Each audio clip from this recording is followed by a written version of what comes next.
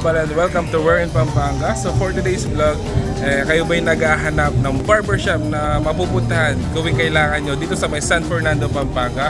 This is for you. Pupuntahan natin and we will witness the grand opening of 3-star Gents dito sa may Orchid Garden. Same time, we will experience also na magpagupit sa kanila. Tingnan natin kung ano ang babagay sa atin. If you want to know more about them, samahan nyo ako. So tara, let's go!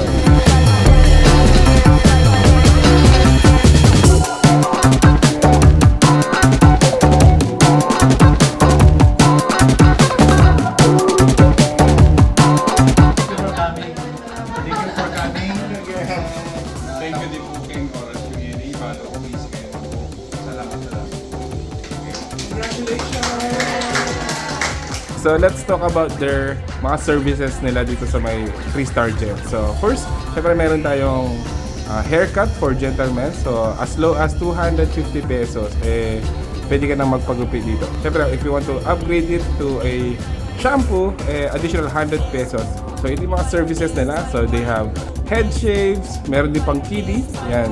Other services like hair color, cap highlights, facial mask and hot towel, and syempre yung kanilang full grooming. And kapag meron naman kayong mga ladies na kasama, available din yung mga services. So meron tayong ladies haircut for only 350 pesos and other treatments para sa kanila.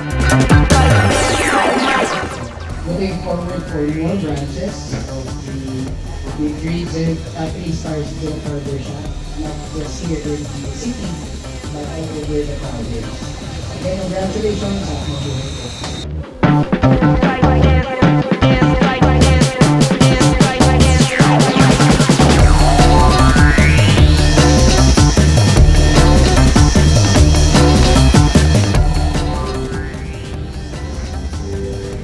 So guys, ice cream ko dito.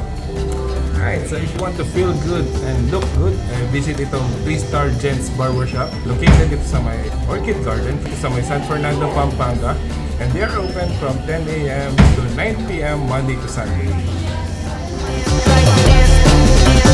So that's it guys, thank you for watching We're in Pampanga. So if you like this video, please give it a thumbs up, share it with your friends, and tag nyo ng kaibigan nyo mahilig magpagupit. So that's it guys, until our next discovery, peace out.